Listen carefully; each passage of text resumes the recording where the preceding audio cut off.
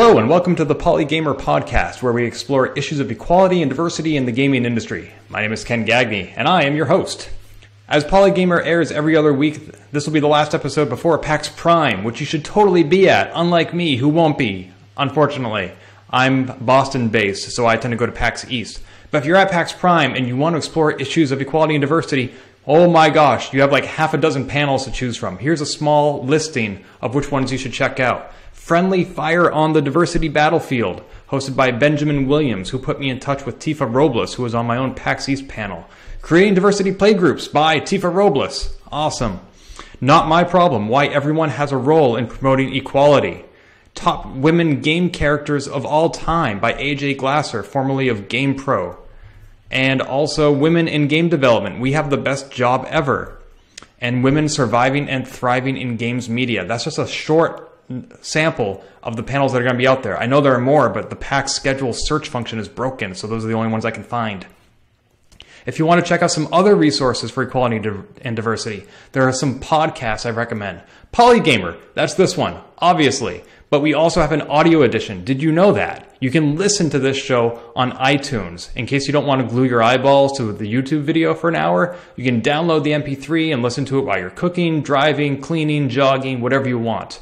There is an audio edition. You can click in the show notes or in this annotation if it's turned on, which it isn't for your mobile devices. So check that out. Polygamer.net/iTunes. Some other podcasts, Less Than or Equal, found at lessthanorequal.com. On this audio show, host Aline Sims interviews those who are doing awesome things in geek culture, despite not necessarily being well represented in their industry. So we're talking about science fiction, game development, comic books, pretty much anything that is geeky she will be exploring. So more than just the games that Polygamer explores. Her first guest was Brianna Wu, who was on the PAX East panel I moderated, which inspired the founding of Polygamer. So some great synergy there. Also, SuperBonusGamerWorld.podbean.com is the host of the Super Bonus Gamer World, which is hosted by Matt Kahn, who was the first guest on this show, and I was the second guest on his show. So on that show, they talk about geek culture, gaming culture, and the intersection of being gay and being a gamer, just like GamerX did, the convention that Matt Kahn runs every summer, or has been. He is also on Patreon, where I am a proud supporter, so if you want to check him out there, do that as well. Super Bonus Gamer World has had only 2 episodes, and I think Less Than or Equal has had 6, and this is Polygamer number 4, so there's a lot of great podcasts for you to listen to. Speaking of which, I have another one. Polygamer airs the 2nd and 4th Wednesday of every month, and Indie is my other show, which airs the 1st and 3rd and 5th Wednesdays. It's not really about equality and diversity, except in the case of that I'm still representing the underdog by talking to indie game developers. So on each episode of Indie, I play an indie game, whether it's for Mac, Xbox, or iOS. And then while I'm still playing the game, I bring the game developer on the show and talk to him or her about the decisions they made to make the game that I'm playing at that very moment. Why does the game work this way? What challenges did you encounter? Will there be a port? How will that be any different? It's pretty cool to talk to someone about their creation while you're experiencing it. So check out that on indiecider.net/YouTube for the YouTube playlist of all the videos if you want to see the game being played. Or if you just want to hear the developer interview without any visual component, you can check that out at indiecider.net/iTunes. Again, links will be in the video description. So if you want to check it out there, please do. In the meantime, let me introduce this week's guest with a word of warning about the technical issues that we may have encountered. We had a little bit of background noise with the audio in the first 2 minutes of the show. We very quickly cleared that up, and about the same time we did, the video kind of got all green seasicky. I don't know why. Also, we had to record the show on Skype instead of Google+. Google+ alternates the video based on who's talking. So instead on Skype, there's just the one video, and you'll not be seeing a lot of ping-pong effect between the talking heads, and my green screen probably won't be put to good use. But otherwise, it's a great show. In fact, the content was just wonderful. I had so much fun recording this interview. And the audio is crisp and clear after the first 2 minutes. So if you want to check out the audio edition, that might work well this week. But please stay tuned for another wonderful episode of Polygamer. Send any feedback you have to feedback@polygamer.net. Welcome your feedback. You can also send audio feedback at polygamer.net. There's a little widget up in the corner, and you just click the button and it starts recording your computer microphone. So if you want to send feedback that way, we can actually play it on the show, and that's your way to be a part of the show. Anyway, thanks so much for watching, and here is this week's episode. So today I have the pleasure of interviewing Miss Sheri Graner Ray. She holds a number of titles over the history of video games and the development industry. She is the co-founder and on the advisory board of Women in Games International. She is the CEO and founder of Zombie Cat, currently a senior design advisor at Shell Games, and author of Gender Inclusive Game Design. Did I miss anything, Sheri? No, that covers it. Gosh, and you've been in the industry for 25 years now? For years. Yes, I started in 1989. Wow, well, congratulations on your first quarter. It's kind of crazy that I've worked with people that I've actually got games in the industry that are older than they are, and it's kind of strange. You've worked for such companies as Electronic Arts, Origin Systems, Sony Online Entertainment, and Cartoon Network on titles like Star Wars Galaxies, Ultima, and Nancy Drew. Those are some pretty high-profile games. Mm-hmm. Yeah, done a lot of really fun stuff. So what I want to speak to you most about today is your book. But before we start with that, I want to hear a little bit more about the Women in Games International. Can you tell us about this organization? I sure can. Women in Games International was founded there were 5 of us that were the founding members when we realized that we needed to provide an organization for women to find a safe space to express their opinions and to find their voice. We found that back when we founded the company, the number of women in games was very small. And when you are one woman in a company of 300 or 2 women in a company of, 400, you find that your voice gets lost. And you also begin to think that you're the only one out there, that there just aren't any other women. And we had our very first Women in Games conference the first conference ever held in the U.S. for Women in Games was held here in Austin, Texas. And we had 165 women show up, which blew us away. We had no idea that we were going to have that many women actually show up. And the energy was amazing. Where all of a sudden we had women finding that they had other women to talk to about their passion, about making games, and the energy was amazing. And I knew at that point that we had to have a space for that energy to continue. And that was the basis for founding Women in Games International. So this is an organization for professionals in the industry, not necessarily for the end users, the gamers. It wasn't necessarily for the gamer, it was for the women in the industry or women who wanted to be in the industry. We at that point, that's what we were focusing on. And that's where it's still focused today. And it's for not just developers, but artists, writers, anybody in any capacity? Anybody in any capacity in the industry. It's also not just women. One of our very important points when we founded the organization, particularly at that we tried to set the precedent at that very first conference, was that all of our panels were mixed gender, at least 50-50 at least. Male, female, and we included other the trans community, and we made sure everybody had a voice at the table, because if not, we just became an echo chamber, and we're only talking to ourselves. And we knew that if we didn't include everybody in these conversations, that change would be very slow, if possible at all. So we really wanted to make sure that everybody knew they had a voice in this. Anybody who has any interest in the issues surrounding women in the game industry were invited and welcome into Women in Games International. And does this organization have annual conferences or newsletters? Primarily what Women in Games International does now is they sponsor networking events at industry events such as Game Developers Conference, Casual Connect, and those kinds of things. And they provide opportunity for women to form chapters in states and places around the world. So, again, providing a safe space for women to find their voice. So how does one go about joining the Women in Games International? Women in Games International does not have a membership option per se. You don't actually join the organization. It is a organization that allows anyone to come to their events and participate. So you don't have to, there's no membership dues, there's no membership fees, there's no form you have to fill out. You simply attend, and then they build a mailing list from there and let people know when their next events are. Is there sort of an online community or email list? At this point, they have always worked cooperatively with the IGDA's Women in Games SIG, of which I was also one of the 2 founding members. And they use the IGDA's Women in Dev SIG as their mailing list. And this was done very purposefully. We never wanted there to feel like there was divide in the community. We didn't want people to think that the Women in Games International was attempting to take the place of the IGDA or take the place of the women's SIG, it just allowed us to do things that the IGDA at that time was not in the position to do. The IGDA wanted to build themselves at the time as a very open organization that supported everybody. And so if they couldn't just do a scholarship just for women or do a mailing list just for women or do anything just for women. They had to make it, they felt, and at the time they were correct, they were to be an organization for everybody. So we stepped off to form kind of this group off to the side that could reach out and do events and do things specifically for women without compromising anything the IGDA stood for. But we did want to work hand in hand with the IGDA SIG, and they still do. And this organization's goal is to bring more women into the industry or keep more women in the industry? Yes.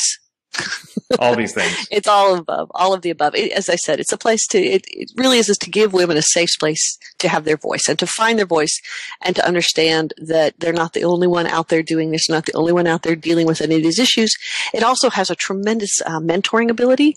MentorNet was founded by the Women in Games SIG and the Women in Games International, where women could find other women as mentors. And also, again, not gender specific. If men want to come in and mentor or be a mentee, they're welcome. And that was founded by those organizations working together. Lovely. And where can we find this organization online? MentorNet. I want to say it's .org, but it's MentorNet. Okay. And the Women in Games International? WomenInGamesInternational.org. How easy to remember. Thank you. Easy enough. And of course, the IGDA's Women in Games Development SIG is under igda.org/women. Wonderful. Thank you. So we could do an entire interview just about this organization and the various events it presents at, but I just finished reading your book and I'm really excited to talk to you about it. So if we can move on. Sure. Probably. So this is pretty much how I discovered you through this book. And when I started reading it, I was overwhelmed by the number of great ideas that are in here about how to make games that are more inclusive to both genders. Right. And I thought, why isn't the industry doing this? And then I looked at the copyright date and I saw that it actually was published 11 years ago. Yeah, I can't believe that. 11 years ago. Yeah. And in fact, it's not being published anymore. I'm in the process right now of securing the rights to do a second edition and to have it available electronically. But I'm working with the publisher right now to do that. So look forward. There should be a second edition soon. It should be available electronically. I'm hoping within a year, but working with rights with publishers can always, so show something that should be done carefully. Yes, legal contracts can be very tedious, and you want to make sure you get it right the first time. Want to do it right. That's right. And the publisher has been nothing but good. I've enjoyed working with them. They're moving on to doing other things, and so I'm working to secure the rights back. And the publisher is right here where I am in Massachusetts, isn't it? Charles River?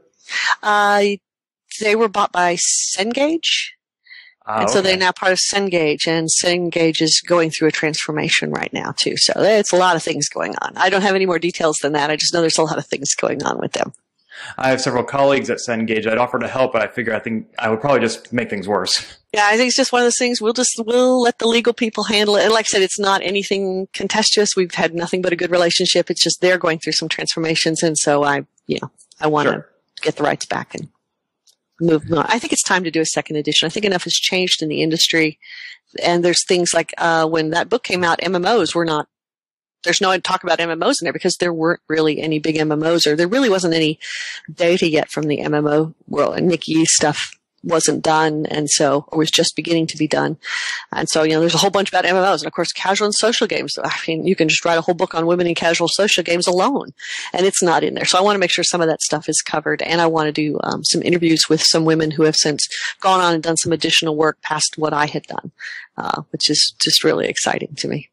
Right. I mean, we've had the rise of mobile games, World of Warcraft, and so many other female developers who have made names for themselves. Absolutely. Absolutely. Yeah. And before, like I said, we were two at, a company of 300. And now it's nice that we're seeing that we've got enough, critical mass, I guess you'll call it, to actually be out there and be seen and not be so completely uncommon as we were, 25 years ago.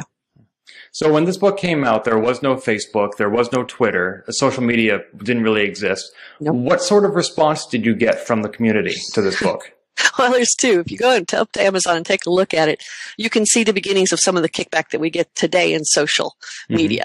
I was kind of blown away by some of them because some of them are really nasty and really ugly, and they're accusing me of all kinds of things and I always want to say, guys, did you read the same book that I wrote? Because I don't know where you're coming from with these things that, saying I'm trying to push some feminist agenda. It's like, I'm trying to show you how to make more money. I don't know about you, but I want some of that money for my company. And so, I just want to make this industry successful. I'm not after any kind of agenda or anything. Just try to help you make more money. And so, but you can read. So yeah, some of the kickback we see today, you can see the beginnings of it in the comments in my book, it's the reviews, I should say, in the reviews. I read all the reviews on Goodreads and on Amazon. My favorite was from Mr. Stephen Murish, who says that your book should have been titled How Ugly, Brutish Men Can At Least Appear More Sympathetic to Women in the Sexist, Violent Games They Make. And I'm like, what book did you read? Because that's not what I wrote. Yeah, so it's pretty amazing how I never expected that when I started, because before the book, I actually started speaking on the Women Games. My first actual speaking event was SIGGRAPH in 1995, and I know that because I still have the T-shirt. And I actually had people protest my presence there. Really? Yeah, and I was talking about women in games and making games for girls, and I couldn't figure out why should we not be talking about this? This is I'm talking about, at the time, a completely new market. And I had people protesting that I should not be there yeah. And so I was blown away, and I was blown away by some of the reviews. I had no idea I was going to get that kind of, pushback from the reviews. It's just kind of ridiculous. And, yeah. Well, the thing about Amazon critics can be anonymous, but what about other developers? Did they buy into your book? Actually, yeah. The development community was pretty accepting of what it did. It showed up on a couple of, first off, it was nominated for a Game Developer's Choice Award. So it was nominated the same year as Raf's Theory of Fun. His book actually won, but I feel very honored that I was nominated at the same time he was. It's been listed on numbers of top 10 books developers should have on their shelf. So it really got a really pretty good response. But the funniest response it would get is, man, this stuff is great. I'm sure somebody is doing it. But not us, because whatever reason, they had right. that they couldn't think about, taking their female audience into consideration. It's like the whole Assassin's Creed thing was like, oh, it's so expensive, so hard to do female animation. It's like, seriously? No, it's really not. It's not that much more money, guys, really. But yeah. Yeah, I mean, you do mention that in the book, that having additional avatars does increase, some of the expense and storage, but everything has become so much more accessible and affordable nowadays. Yep. So I can imagine that some of these excuses might have worked a decade ago, but now I'm not quite so sure. You mentioned that this book is focused on expanding the market. You have everybody's best interests in mind. And one of the predictions you made in this book was that the game industry, if it excludes women, will outgrow its market, resulting in loss of revenue and ultimately contraction of the industry. Yep. Now it's 11 years later. Has that come to pass? No, because we found casual and social games. And that casual and social games was one of the first really big forays to where it really opened up the female market. And so that was huge. And so they started catering to the female market, and look at this huge expansion that we had. And we didn't have that. So I'm actually really, really glad. I'm glad, and there's ups and downsides to the whole social market, but I'm sure we'll get into that as the next questions go on. You just said how social and casual games cater to the female market, but were they designed to do that, or were they just working within the restrictions of, say, mobile devices? They kind of fell into, I don't think they ever intentionally said, okay, we're going to make casual and social games for women. They just hit upon formulas that really worked really well for the female audience, and they picked it up, taking a lot of things into consideration, really picked up and ran with the female market. So it kind of accidentally found itself, but I'm just glad that it did. Now, why is it that casual and social games hit that market? Because very often in your book, you talk about how to make games more gender inclusive, they need to be more story driven, have more emotional tie-in. But games like Candy Crush don't do any of those things. Right. And I'm going to correct you on that. The book actually doesn't say it should, that to attract women, that games should be more story driven. It says that we do need to provide emotional ties to games, not necessarily story. That's different. And actually what happened with the social and this casual game is they did add the emotional element, and that is your real world friends. And that's why. That's a big, huge part of why they did it. The other thing it does, and this is something I don't talk about in the book, and it's one of the things I go back and explore, I think I touched on it briefly, is the fact that it comes down to timeshare. And a lot of social and casual games deal with understanding how players use their time and how they use their time in game. Women, and this goes back to some of the real basic stuff in there, women don't necessarily see PCs and things as entertainment medium. They see it as productivity mediums. That has changed a lot since I wrote that book. That was a real strong issue when I wrote the book.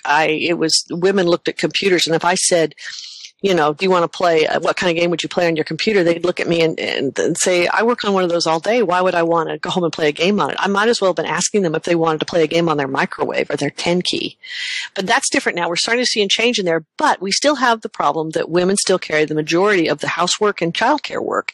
So their leisure time is much smaller. They have a smaller share of leisure time than men do still to this day. And so the social games gives them something they can play in small bites, depending upon what their time schedule allows. Now, yes, there are some people, men and women both, who play Candy Crush for hours and hours and hours on end, but most of them will play it on a lunch hour or during a conference call at work and things like that. So it takes into consideration a smaller timeshare, which just broadens the market in general, not just for women, but it broadens the market all the way around. It allows people to play that don't have 6 hours a night to dedicate to World of Warcraft, or hours and hours and hours to dedicate to EVE, which is a time-based leveling system. It allows you to play in small time chunks, which opens up your market in general. So now that we have casual and social and mobile games that attract the female audience and traditional hardcore games that attract the men, is there still work to be done? Absolutely. Absolutely. And I'm so glad you asked this question. One of the things we have to remember is everybody's kicking around. We've heard this now for about the last 2 years, is 48% of gamers are women. And we just heard the big one that just came out, an article being kicked around Facebook right now about that women over the age 18 outnumber boys, ages 13 to 15, I think. And so this is a big deal. Well, that's fine. And you can say 48% of gamers are women, but you have to understand that does take into consideration the numbers from the casual and social market. There are some estimates that say the casual and social market is up as much as 70 to 75% female. So if you take 75% female in the social and casual markets and average it with the traditional markets, which still run about 20% female, you come up with this nice 48% of your gamers are women. That does not mean 48% of Call of Duty players are women. It doesn't. We still have, so if we want to still continue to open those up, and I'm not talking about making Call of Duty pink or putting lipstick, shopping in, Gears of War. I'm not talking about that. I'm just talking about understanding what barriers are in your game that keep you from having a certain market share, and see what of those barriers you can take down while keeping the genre of your game intact. So if we know that women like, purple balloons, we don't have to put purple balloons in Call of Duty, but we can do things like, let's look at our tutorial structure. What does a tutorial for Call of Duty look like? How big of a barrier of entry is that to not just women who don't have a history of playing those types of games and for whom the control system might be a little more a newer thing, a little more uphill climb for them to understand. Not that they can't, but they just don't have the history with it. And there's guys out there that are the same way. So how many people is the tutorial structure stopping? And, if doing a tutorial in a different style opens up a market share for you, why wouldn't we do this? And Call of Duty is or Gears of War or, Grand Theft Auto or any of what we would consider to be traditionally male games. We can do things that open up their market, and just by using inclusivity and reaching out. So again, it's not about painting them pink. No, certainly not. And you list a lot of great ideas in your book, like, adjusting the tutorial and the documentation, allowing players to choose their own avatars. One game that did allow the choice of your own avatar was in Mass Effect. You could play as, male or female Shepard. Yep. And yay! And that, finally. And even though I misinterpreted the statement about a story-driven game, I would say that was still a story-driven game that represented that the gender of the main character doesn't matter, really. Yes, absolutely. I'm so happy to see that. That's fabulous. Because I'm sure that if somebody such as yourself came along and said to gamers, we're going to take Solid Snake and make him female in the next Metal Gear Solid game, there'd be probably a little bit of outrage over that. But see, I'm not sure that you should, it's not we're going to take him and make him female. It's we're going to take this character and give you a gender choice. So if you want to play it male as you can. Here's something interesting. If you go look at a lot of the research that's being done right now, Heidi McDonald has done a bunch. Nick Yee did a bunch, of course, in the MMO world. There is a huge number. I want to say the number is 60%, but I would have to go get the actual number on that. But it's something like 60% of males will play a female character. So, I mean, how many guys do you know that played the female Shep? Right? So if by adding a female character, not only gives you a better shot at bringing in a female audience, but also makes the 60% of your male audience, why wouldn't you do this? It's just opening it up and making it accessible. Giving the players what they want, giving the players choice. And that's what game design comes down to at the end, is just making sure you give your players the choices that you can. And I'm noticing a lot of trends in all these interviews that I'm conducting. When I spoke with Keisha Howard, she asked me if I was okay playing a female gamer, and I said, or a character, and I said, absolutely, it doesn't bother me at all. Or, when I spoke with Matt Kahn of GamerX, I asked him, why do you need to see yourself in a character? Why can't you just use it as a form of escapism? And that's a question I had at one point in reading your book. You were talking about a theoretical game design document where you could play as one of King Arthur's knights. And you said, that's the original document. Let's rework it so that you can play as your own character and you meet King Arthur's knights. Because let's say that instead you did the gender swap. You made one of the 4 knights females, that now there's a character the women can play. And you said that the women wouldn't enjoy playing and enjoying just a quarter of the game. And my first thought was, why do they have to be limited to enjoying just a quarter of the game? Why can't they play as a male character and enjoy that? And then you got into the power pyramid. Yes, the pyramid of power. And let me tell you something. I get more people that push back on that pyramid of power. And it's like, dude, people, that's not me talking. That's Sociology 101. Just go talk to a sociology professor about the pyramid of power. This is not me. This is Sociology 101. It's out there. And I just took it and applied it to gender roles in the games.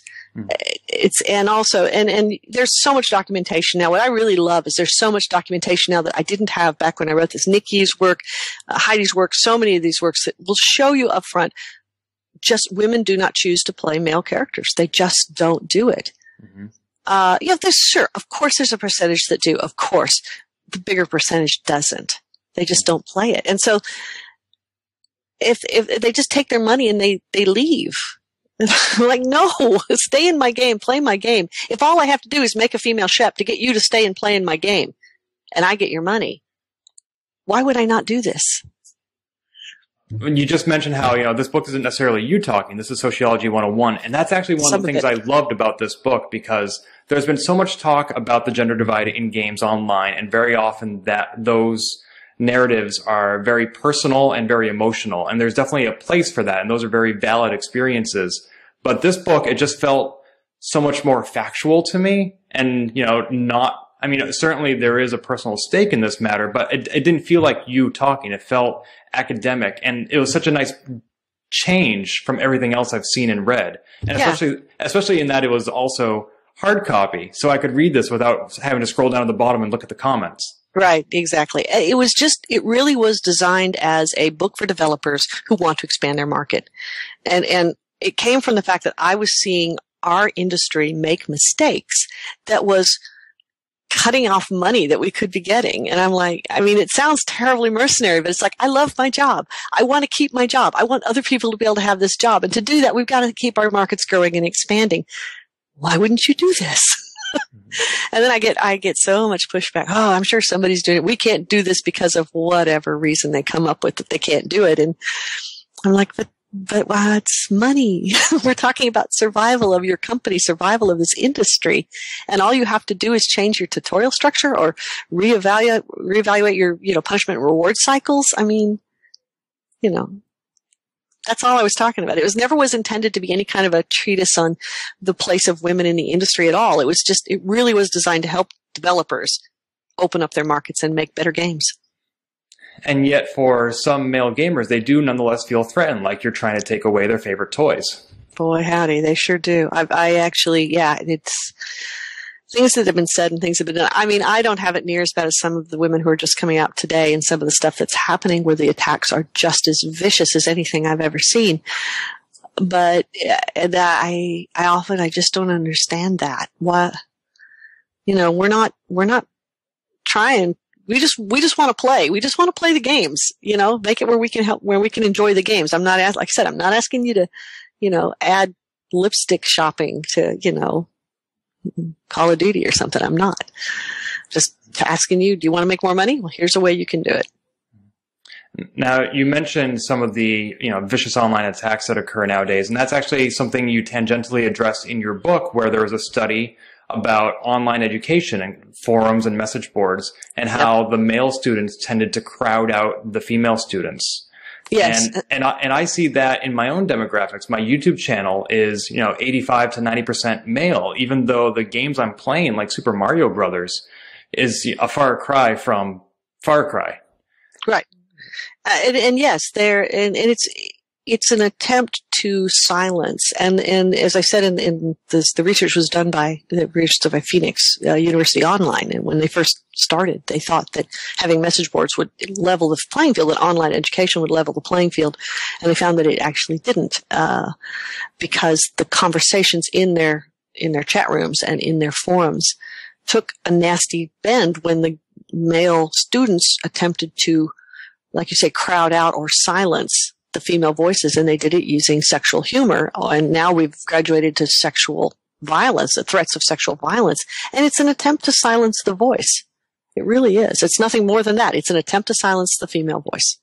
And to what end? I mean, you talk in your book about how males and females interact with technology differently, and how some of that is based on the hunter-gatherer model, where, for example, hunters are better at picking out individual moving objects on a plain landscape, whereas women might prefer the find the hot spot on a game. Yeah. But none of that, to me, explains why men feel they have the right to be dicks.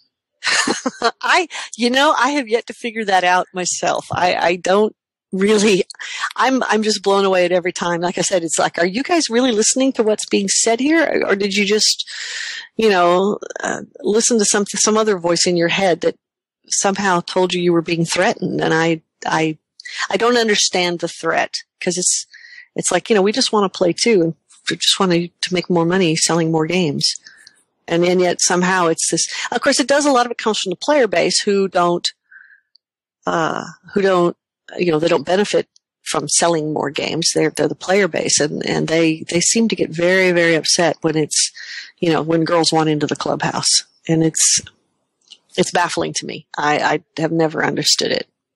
It makes me wonder how many of these gamers have wives or daughters. You have to wonder that. Well, I've always joked and said that developers change their tune really hard with me when they have a daughter. Mm-hmm. As soon as developers have a daughter, they'll come back to me and say, Sheri, I have a daughter. What game should I be looking at? I'm like, now you come talk to me. Now I see. But I'm glad they do. At least they do that. So at least they come back. What is the value, other than financially, in expanding the market? When I tell people I work in equality and diversity in the gaming industry, they say, wow, if I was interested in advocating for feminism, I wouldn't do so in the context of video games. That just doesn't seem very relevant to them. And it is just a pastime when we are talking about games. So what does gender equality matter in the entertainment industry like this? Well, beyond monetary, it's... we need to not perpetuate a lot of the stereotypes. And this is where we kind of get into the more activism side of things. If we start calling out and identifying the misogyny that are in a lot of these games, then we can, hopefully by example, point it out in our daily day-to-day life. And maybe we can make the world a better place if we can kind of remove this, hate and misogyny that seems to be bubbling up in ugly ways in our entertainment. Really, all you ever have to do is step back to what's been done with the racial situations. It's like, well, why don't we have blackface anymore? Well, the reason we don't have blackface anymore is because it was a oppressive type of entertainment that called out and stigmatized and stereotyped, a particular group of people. And we don't want to do that. And so it's the same thing today in games, but it's based around the treatment of women. Do you feel that the industry has become more or less accepting or inclusive of women in the last decade since the book came out? The industry? Yes. I can say pretty much without a doubt the industry has gotten a lot better. And I often describe it this way. The industry has made moves in the questions I get.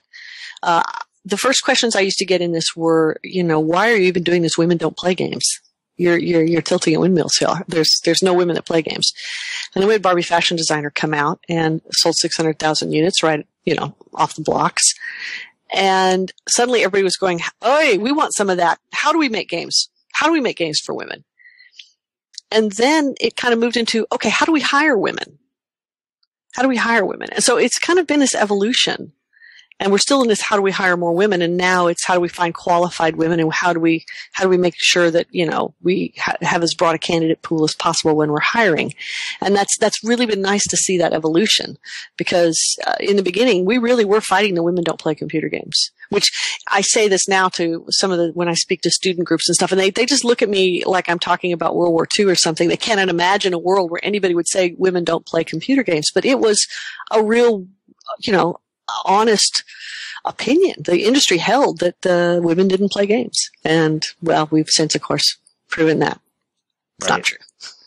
I interviewed Al Lowe a couple of weeks ago, or actually a couple of months ago, about the Leisure Suit Larry games. And he said that actually he found that many women played his game because he felt the female characters in that game were stronger than the male protagonist. The male protagonist was a real loser, and the women were, these strong, smart, beautiful, educated women. Now, I didn't point out to him that doesn't change the fact that the women in the game were being objectified, because they were still the object of the game. But he did have a point that they were, in a way, better people than the male character. Well, and also, the whole Leisure Suit Larry thing is interesting too. If you go back to the Pyramid of Power, it's allowing the steps down the pyramid to poke fun at the steps above them on the pyramid in a safe way. So I hadn't thought of it that way. I didn't have that Pyramid of Power structure in mind when I interviewed Mr. Lowe. Sure. Interesting. Yeah, it's a way to poke fun above you and do it in a safe way. Now, the industry may be more inclusive of women, but you mentioned that, well, actually, let me step back. When I interviewed Sean Alexander Allen for this show, he said that one reason that there aren't many minorities in the indie game development scene is because they don't see protagonists that they can identify with, protagonists that represent their demographic. Well, I would actually say that that's not the truth anymore. I actually sponsored the Minority Indie Game Summit, or I guess not summit, roundtable at GDC this year, and we had 3 sessions, and they were stacked to standing room only. I actually think that the indie place is the place where the minority game developer can come and develop games outside of the constraints of the traditional industry. They can do what they want. They can bring their life experience to the games that might be silenced in some of the bigger houses that are really pushing for that very traditional market and that very traditional game. And so I'm actually very excited about the indie market and the opportunity for minority developers. No, I think you're absolutely right. That scene, more so than the mainstream AAA titles, will definitely be where we see that innovation occurs. Yep. But what does this mean for female developers in the mainstream industry? They may not necessarily see protagonists they can identify with in the games, and one way to correct that is to get more female developers making games that they would want to play. But that sounds like a catch-22. So which comes first, the female protagonist or the developer? It used to be, and we have, as far as, in my opinion, we have the school systems to thank for them having more women available. Because we have a lot of schools that have game development programs now, and a lot of those schools are public schools, which are by law supposed to have a diverse student base. There are a lot of schools out there that are actively looking for female student candidates. And that, of course, is then producing women who come out of these schools with degrees in game development and understanding it, and they're stepping into the industry expecting it to be more like their daily life. And I think, and I really believe that's playing a really big part in changing the face of our industry. It's the fact that according to the latest IGDA survey, the industry is now 22% female. It's compared to 11% female from their last survey. It's compared to less than 3% when I started in the industry. I think that big jump is really almost directly a result of the school systems producing candidates for us that we can interview. Now, I have seen camps and programs and schools set up for women in gaming and for women to learn how to program. And the female developers I know think that's great. But then there may be a discrepancy where when they see various game tournaments where it's structured so that men play against men and women play against women, and that's not considered fair. So, I mean, no, I agree that one is good for women developers and one is not, but I'd like to hear your explanation for why that may be. Is one sexist and the other isn't? Well, yeah, it's exclusive. By having a competition where it's a level playing field. Girls can use controllers just like boys can use controllers. It's a level. It's just not like we're trying to, play football with men who are actually physiologically bigger than women and have a different muscle structure. Whereas so the women would be, more women are at a disadvantage. Not to say women shouldn't play football. They absolutely should if they can compete with them. But there's nothing about that in gaming. Why in the world would you be segregated? There's nothing. It's a level playing field. So it's very exclusive. And by telling the women, we're back to this, telling the women that if you're not welcome here, then you're not welcome playing games. And that's just really bad for our industry. Anytime we tell a particular market segment, particularly one as big as women, 52% of the population in the United States, why would we ever want to tell them that you're not welcome playing our games? That's ridiculous. So why segregate the schools and camps then? Why have one that's just for women? To give the women the opportunity to learn. One of the things we know about women coming into these programs, and this was, I really wish I had that. I need to find that email. One of the things we know about women coming into these programs is they come in at a disadvantage with their background of knowledge in technology. They're not the guy that got the computer when he was 8 years old and started hacking and making programs. They come in not having done that. And so if you put them in a competitive situation or school situation where they're trying to get grades against that guy who's been programming since he was 8, they're at a distinct disadvantage. So we want to make sure that they have the opportunity to work at the level that they are without feeling embarrassed or discomfited in any way, or simply being pushed aside because the guy that's been doing it since he was 8 is so much better and so much faster.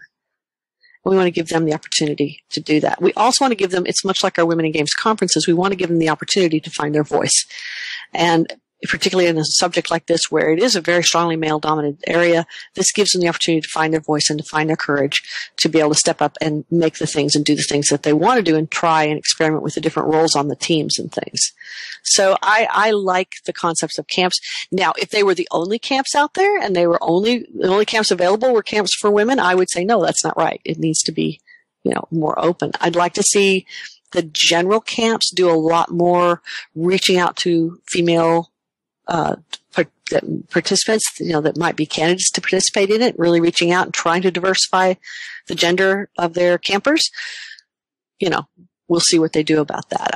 There's a couple of camps here in Austin that I've worked with specifically with that goal, to make sure that they have girls that the girls know that they are welcome to attend and that they want them there, that they're wanted there.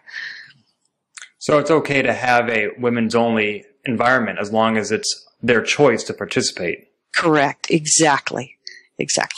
And if they want to go into the other one, that they're welcome to as well. And for that matter, if they want to do a boys only camp, that would be fine too, as long as somewhere there's a co-ed version that's available. Gotcha. So a gaming tournament, for example, could have a men's, women's, and co-ed leagues, and anybody can choose which one they want to join. Actually, when you get back to the sports league, I just say make it a level playing field. Or I would actually, if I were going to break it down, it's really funny that you asked me this because this is something I'm working with in an entirely different world.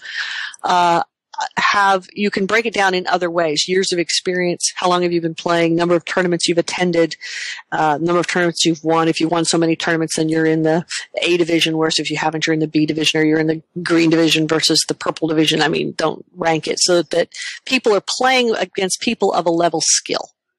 I would break it that way, and I just forget the gender thing altogether. Because and it's funny because I don't know if you know this, but my hobby is I race cars. There's no women's division because it's a level playing field. It's a Corvette. I drive my Corvette. You have a Corvette. You drive your Corvette. We compete against each other because I can drive my Corvette just as much or, as well as you can, and you can drive just as well as I can. There's nothing stopping me from doing that. So, but yet we're still looking at a way to break the competition down so people are competing against people of their skill level. And I'd rather see it broken that way than to label a gender on it. There's no reason to. As a brief aside, I don't know that I have enough data points here to establish a trend, but you're the third female developer I know who races cars for fun. Oh yeah, there's Kiki. Who else? Quinn Dunkey and Jerry Ellsworth. I didn't know Jerry raced, so I'm going to have to give her a hard time. And Kiki Wolfkill is the other ones. There's at least 4 of us. Oh my. So any explanation for why that might be? What's the appeal? What's the commonality? I don't know that there's any particular reason. I just think that because there's a number of women in motorsports and there's a percentage, and here we are. We just happen to be in the games. I mean, you probably find some in banking or other stuff too. It's just there happens to be those of us here. You just happen to be very visible members of the industry. Yeah, of the industry, right. Yeah. Mm-hmm. Hopefully more visible in my racing. Not as quite as fast as I want to be yet. You'll get there. I hope so. I know a couple of female developers who feel that they have overcome disadvantages and an industry that is hostile to them, and they need to make sure that it's easier for those who follow in their footsteps. And so they may actually give preference to female candidates during the hiring process, or even establish an all-women's studio. Not that that's necessarily intentional that they're excluding men, they just happen to hire women. Is that a form of reverse sexism? I wouldn't label it as such, but I would consider it to not be the best business decision. And here's the really fun part. We have, there have been diversity programs in Fortune 500 companies now for over 25 years. What that means is we have a lot of data on what diversity programs do. And what they have found is diverse boards of directors, diverse teams do better than single gender, either way. And not just diverse in form of gender, race, ability, orientation, lifestyle orientation. It's when you have a diverse team, you get better products. And the really great, and I get very excited about this because it's what we need as an industry. One of the places that they absolutely call out as they have improvements when they have a diverse team is they have improvements in creativity and innovation. And that's what this industry thrives on. Our game industry thrives on creativity and innovation. And we'll get more of that and better if we have diverse teams. So that's what we should be striving for, is the best our industry can be. You've worked on several games over the years, some of which I mentioned, Ultima, Star Wars Galaxies. And I'm wondering, how would those games have been different had a male developer been in your shoes? In what way did you influence those games? They would never have had to hear anybody say, but what if the player is female? Which is pretty much my battle cry in every team I've ever been on. It's just like, hey, what if the player is female? And it usually, sometimes it elicits laughter, sometimes it elicits groans, and sometimes they start having design meetings and not telling me. Really? Yes. I actually had that happen, where Sheri had to play hunt the design meeting because they wouldn't tell me where the design meeting was because they got tired of me asking. So, but what if the player's female? So I just think that we would, I would like to think that maybe some of the areas of some of the barriers might not have been as addressed as in the games that I've worked on. Very specifically, I can tell you in Star Wars Galaxies, I worked on the tutorial. And I worked very hard to try to open that up and make sure that we were addressing different learning styles and different modes of knowledge acquisition to make sure that people felt comfortable on-ramping into the game. So, I mean, I did that very purposefully. Okay. What are some other games that have come out in the past decade since your book came out that you feel have gotten it right? Very few, unfortunately. I loved the tutorial in EverQuest 2. I thought they did a really good job. I thought character creation in City of Heroes was brilliant because you could build exactly what you wanted without only being given a hypersexualized version to build. So I guess I could say bits and pieces of things were done very right. And then some of them, but I don't know that I could put my finger and say, that game, that's the one. I mean, you can reach into some of the more esoteric. You can reach out to like Journey. That was a beautiful game. So I think they did an awful lot right in Journey. So there's things like that, but I would be hard pressed to say, here, this one game is the paragon that I should hold up that we should all aspire to be. I think that we're all still striving for improvement in everything we do. As primarily a console gamer, I was hoping you would mention Journey or maybe even Portal. Portal, yeah, Portal's a good one. Except for I don't mention Portal because I get motion sick. Oh no. I do. I get motion sick, and I never was able to finish it as badly as I wanted to. I couldn't even watch the Let's Play videos. I get motion sick, and we do know that a higher percentage of women get motion sick than men do. And so, what does this say? Yeah, I am so excited to hear that the Oculus Rift is actually working on the nausea problem, because it's like, yes, that's it. Because it's not just me. It's not just women that get motion sick. Guys do too. So if you fix that problem, look at that barrier you bring down. Interesting. Did that come up in the book? Because I think I might have missed that chapter. No. That I didn't talk about the whole motion sickness thing because I didn't have the facts and the numbers for it yet. I wanted to. I think I might mention the one study that Yasmin was doing up at MIT, but I didn't have the final results on it, so I probably didn't. Because I know you talked about how men have a physiological response to visual stimuli that women may not, and that women more receive reactions to tactile feedback, like force feedback. Tactile and emotional. Yeah. If you want the same physiological response that the male physiological response of that increased respiration, increased heart rate, increased perspiration. If you want that same response in women, you've got to do it tactile or emotional. Which is, as I said in the book, which is why a guy will play the fighting game over and over for that big visual, ripping the head out of a big visual explosion, and a girl will go see Titanic 15 times. It's that same emotional, it's that same exact visceral feeling, only she gets it through the emotion and he gets it through the visual. And we know this. We can use this as a tool. I was really surprised to hear you tout tactile feedback because as a male gamer, I always considered it more of a gimmick. Like the first time I played Metal Gear Solid and they tell me to put the controller on my arm and I get a massage. I'm like, it was neat, but it didn't sell me on the game. It didn't make the game more accessible. Right, but it does for women. And I think I talk about in the book too, this is why you see arcades going to the ride-on games. Yes. Much more so. That. Yeah. It's because arcades 10 years ago, 15 years ago, realized that they had to broaden their market because they were losing their market share. And they knew they had to broaden their market, so they had to start reaching out to women and to families. And one of the big things they did was add the big tactile rides. Well, isn't that also why they made Miss Pac-Man?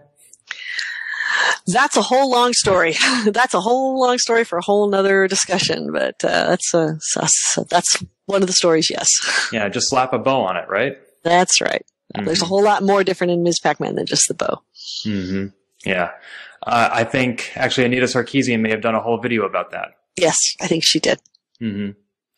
Wow. I had so many questions on my list, and normally the conversations, I'm usually able to structure it, so we just go down the list, but we have just been bouncing all around because everything you bring up is so fascinating. I'm like, ooh, let's go explore that more deeply. Sure. Well, thank you. I mean, it's a topic that's really near and dear to my heart, and I love to talk about it. And I always just hope that people will come away with ideas of ways they can make better games based on because at my heart, I'm a game designer. That's what I do. It's what I love. I eat, breathe, sleep, dream games. And if I can help people to make better, broader market, games that really reach out to more people, that's a win for me. So I love talking about this stuff. Can you tell us about any games you're working on now? What can I talk about now? Without violating NDA. Yeah, everything is so NDA. I've got a PC game I'm working on that's aimed kind of at the female market, sort of. I mean, that's all that kind of stuff I can tell you. I've got several kids games I work. I do a lot of consulting and a lot of contract work. So I've got a couple of really exciting kids titles coming up that I'm very excited we should be seeing some reports back from some of our beta testing soon that I'm very excited about, but I have to be vague. We keep saying we're going to make t-shirts for this industry that say, on the front, they say big letters NDA, and on the back it says, yes, it's going to be great. No, I can't tell you. It's like the way we all talk at game conferences. It's going to be great. I can't tell you any more than that. Are there any game conferences coming up at which people might find you? I will be at South by Southwest. I will be at GDC. I am talking with the folks about being at the ECGC, which is the East Coast Game Conference, Richard Dansky and his group that do out there. So those are kind of my three that are coming up. I'm going to be down at Full Sail University in October down there. I'm on their advisory board, so I go down there quite often. So I'll be down there in October talking to the students, which I love. I love talking to students. So that's where I'm going to be. I'm going to be in Norway in November talking to some classes over there. So yeah, lots of fun stuff. What about PAX South? I don't know about PAX South. I'm really careful with the whole PAX issue. I never was satisfied with the result of their issues that they had, so I've kind of stepped back. I don't put in to speak there. If somebody asked me to be on a panel or something, I would consider it, but no, that's understandable. Yeah, I'm the same way with DICE. Since DICE, I asked the guys at DICE one time why they didn't have female keynote speakers, and they told me it was because there were no female speakers they felt could draw well enough for them. Really? Yeah, and so I kind of, okay. That's very narrow-minded. Yeah. Really, that's one of the battles we fight quite often. A lot of the big game conferences, go look and see how many have female keynotes. I'm really surprised and disappointed by that. Yeah, I was too. Now, they have at the time when I talked to them was several years ago, and they didn't have any women on their advisory board either. And their speaker panels, I don't think their speaker list was like, one or two females. So that's been improving. So I'm happy that they're making those steps in improving. I would like to see them bring in a female keynote. I think that would be a big step. Mm-hmm. There's one annual conference I attend, which is focused, it's a hobbyist convention for old computers, the Apple II specifically. Oh. And this event just celebrated its 26th year. Very often the keynote speakers come from the industry of 30 years ago, which has a very different demographic makeup than we do now. Absolutely. And after 26 years, we finally had our first keynote speaker who was a woman. That being Margot Comstock, who published Soft Talk magazine. Yep. Very good. Congratulations. That's fantastic. It's hard. You have to dig around. It took me a while. We finally found Donna Bailey, who did Centipede, and we brought her in for first time. We finally found her in Arkansas, and she had totally left the industry and wasn't interested in talking to anybody about it. And we managed to get her to come out and speak at the Women in Games conference here in Austin when we were doing it in conjunction with the Austin Game Conference. And we brought her down to speak as a keynote, and that was really exciting for us. And now, since then, she's come out and spoken at a number of different Women in Games events, and I'm very happy that we gave her the courage that she could come out and speak again. So she's the nicest lady. Mm-hmm. Speaking of the Women in Games Conference, for women who want to get into the industry or are looking for more support in the industry, other than joining the Women in Games International organization you co-founded, what resources do you recommend pointing them to? The IGDA's Women in Game Development SIG, the mailing list. Taken digest form, it's incredibly busy, but it is where you will find, because again, remember, Women in Games International also uses that as their main mouthpiece, and you will find everybody there. You will find people, me that have been around forever. You'll find students. You'll find artists and writers and producers and HR people, and you'll find a lot of people there and a lot of support. And it's very important to find others. So you find your voice and find others who understand your viewpoint and share your viewpoint. Wonderful. And where can we find you online? Several places. You can find me at zombiecatstudios.com or SheriGranerRay.com. And I'm usually on the Women in Games list as well. Are you on social media? Oh, yes, I'm social media. You'll find me on Facebook and find me on Twitter. Don't do what I did. On Twitter, I'm Twilight1. It's TWYLITE1. Don't do that. Use your real name. I didn't because I didn't understand. I was just kind of sticking my toe in to see what Twitter was all about. And so I used my favorite gamer name. And so don't do that. But that's you'll find me as Twilight1, and has nothing to do with the Twilight books. Twilight is a gaming name of mine from way, way, way back. And Facebook, of course, Sheri Graner Ray, and LinkedIn. You'll find me in all those places. Wonderful. Well, thank you so much for your time. This has been one of my favorite conversations for this podcast. Wow, fantastic. Anytime. Like I said, I love to talk about this stuff. And I'm very much looking forward to the next edition of your book. Please come out with it soon. I'm trying. It's we have to deal with how the legal moves slowly. Yes. But it is coming. It will come. I'm going and to for those who can't wait, this first edition may not be in print, but you can still find it at a multitude of libraries. You certainly can. You can also still find it on Amazon. You can find it used. That's fine. Buy it used, anything. I've just, and anybody has any questions, they're welcome to, stop by my blog and drop me a note. I'm happy to answer questions. Wonderful. Thank you so much for your time, Sheri. Thank you very much.